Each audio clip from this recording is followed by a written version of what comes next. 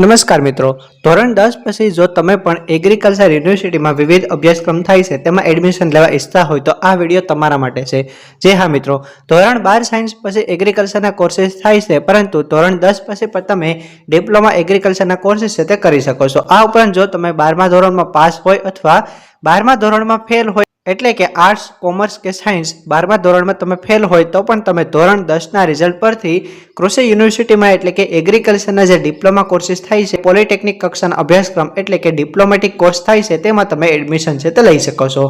આજના સ્પેશિયલ વિડીયોમાં મિત્રો આપણે વાત કરીશું કે ધોરણ 10 પછી તમે એગ્રીકલ્ચરના કયા કોર્सेसમાં એડમિશન લઈ શકો છો. મિત્રો સૌથી પહેલા આપણે વાત કરીએ ડિપ્લોમા ઇન એગ્રીકલ્ચરની જે હોટ ફેવરિટ કોર્સ હોય છે. ધોરણ 12 પછી પણ બીએસસી એગ્રીકલ્ચર થઈ શકે છે, પરંતુ ધોરણ 10 પછી તમે ડિપ્લોમા ઇન એગ્રીકલ્ચર કરી શકો છો. 3 વર્ષ એટલે કે 6 સેમેસ્ટરનો કોર્सेस હોય છે. તેમાં મિત્રો કોલેજની વાત કરીએ તો કોલેજ છે તે ચારેય યુનિવર્સિટીની ઘણી બધી કોલેજ છે તે આવેલી છે. સૌથી પહેલા મિત્રો આણંદ કૃષિ યુનિવર્સિટીની આપણે વાત કરીએ તો આણંદમાં 2 કોલેજ આવેલી છે, એક પ્રોપર આણંદ સિટી અને ત્યારબાદ છે વસો.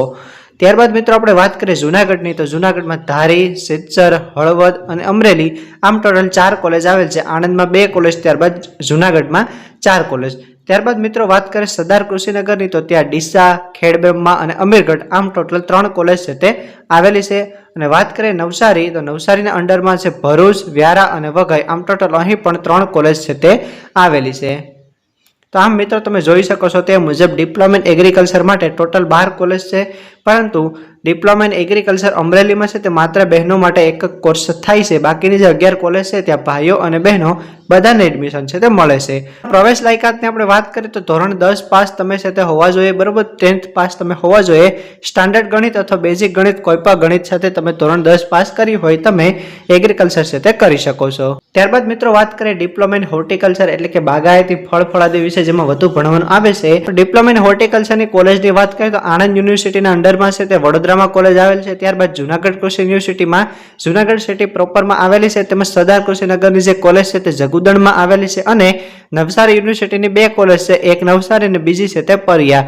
આમ ટોટલ મિત્રો 5 જેટલી છે ડિપ્લોમા ઇન હોર્ટિકલ્ચરની કોલેજ આવેલી છે. ત્યારબાદ મિત્રો વાત કરીએ diploma in nutrition and community સાયન્સની તો તેમાં પણ 3 વર્ષનો કોર્સ છે. તેમાં સરદાર કૃષિનગર દાંતીવાડાની છે તે એક કોલેજ આવેલી છે, polytechnic in nutrition and community science સરદાર કૃષિનગર, પરંતુ ફક્ત બહેનો માટે આજે છે તે સીટ છે તે આવેલી છે. ત્યારબાદ મિત્રો વાત કરીએ એગ્રીકલ્ચર એન્જિનિયરિંગની, તેમાં પણ ખૂબ જ સારી એવી કોલેજ હોય છે. તો તેમાં છે તે આણંદ કૃષિ યુનિવર્સિટી અંડરમાં એક દાહોદમાં કોલેજ આવેલ છે, ડેડિયાપાડામાં છે અને જુનાગઢના અંડરમાં છે તે તરગડિયામાં કોલેજ છે તે આવેલી છે. ત્યારબાદ મિત્રો વાત કરીએ diploma in agro processing and food technology તો તે જુનાગઢ કૃષિ યુનિવર્સિટી અંડરમાં એક જ કોલેજ છે તે આવેલી છે. અને ત્યારબાદ મિત્રો વાત કરીએ diploma in food technology and nutrition તો આણંદમાં પાસે તેની એક કોલેજ આવેલી છે કે food nutrition and home economic polytechnic Anand. હા મિત્રો તમે જોઈ શકો છો તે મુજબ diploma in agriculture, diploma in horticulture, diploma in nutrition and community science, તેમજ diploma in agriculture engineering, diploma in agro processing અને diploma in food nutrition and dietetics આમ ટોટલ 6 અલગ અલગ ડિપ્લોમાના કોર્સ થાય છે જે ધોરણ 10 પછી છે તમે કરી શકો છો. મિત્રો વાત કરીએ ડિપ્લોમાના એડમિશનની, ધોરણ 10 નું રિઝલ્ટ આવી ગયું છે, ખૂબ જ સારું એવું છે, બધા વિદ્યાર્થીઓનું રિઝલ્ટ આવ્યું છે. તમે છે હવે વેબસાઇટ તમે જોઈ શકો છો, તે વેબસાઇટ પરથી તમારે રજીસ્ટ્રેશન કરીને તમારે ફોર્મ ફિલઅપ કરવાનું છે. અત્યારે ફોર્મ સ્ટાર્ટ થયા નથી, પરંતુ જ્યારે પણ ફોર્મ સ્ટાર્ટ થશે ત્યારે છે હું સ્પેશિયલ વિડીયો બનાવી તમને અપડેટ આપીશ કે તમે કેવી રીતના ફોર્મ ભરી શકો છો. ડિપ્લોમાની પ્લેલિસ્ટ છે તે મેં આપણી ચેનલમાં બનાવેલી છે, તે ડિપ્લોમાની પ્લેલિસ્ટમાં છે, તમે ચેકઆઉટ કરો.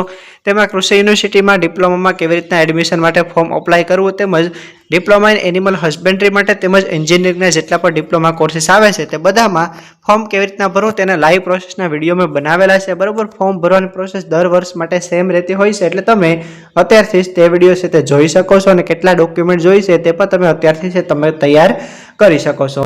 મિત્રો આગળ આપણે વાત કરીએ તે મુજબ તમે જોઈ શકો છો અલગ અલગ ઇન્ફોર્મેશન આપેલ છે, તમે સ્ક્રીન પર જોઈ શકો છો તે મુજબની માહિતી છે તે આપેલી છે.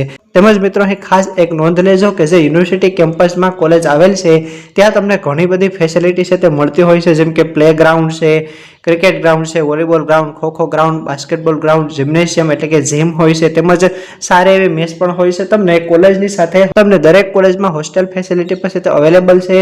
ત્યાં છે તમારે ખૂબ જ ઓછી ફીમાં તમે રહી શકો છો, તેમજ મેસ ફેસિલિટી પણ અવેલેબલ છે, એટલે કે જમવાનું પછી તમને ત્યાં કોલેજની હોસ્ટેલમાં છે તે મળી રહેશે. તેના માટે છે તમારે દર મહિને 2000 જેટલા આસપાસ ખર્ચો આવી શકે છે, પરંતુ ખૂબ જ સારા એવા ડિપ્લોમાના કોર્સીસ હોય છે. હવે મિત્રો આપણે વાત કરીએ કે તમે ડિપ્લોમાના કોર્સ તો કરી લ્યો, પરંતુ તેના પછી તમે શું શું કરી શકો.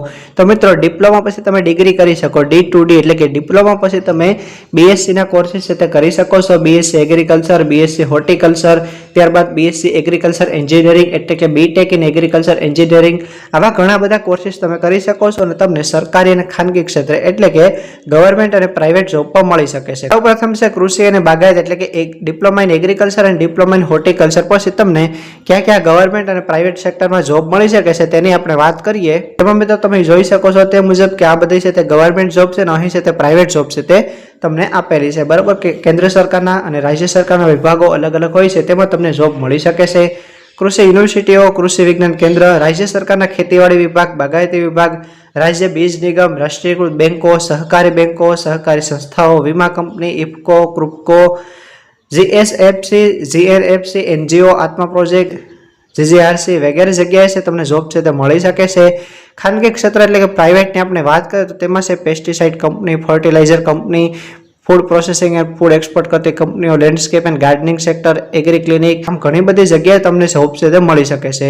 કૃષિ ઇજનેરી એટલે કે એગ્રીકલ્ચર એન્જિનિયરિંગના કોર્સીસ બાદ તમે જોઈ શકો છો તે મુજબ ઘણી બધી જગ્યાએ તમને જોબ છે તે મળી શકે છે. Diploma in food technology nutrition પછી પણ તમે અહીં જોઈ શકો છો સ્ક્રીન પર તે મુજબની જોબ તમને છે તે મળી શકે છે.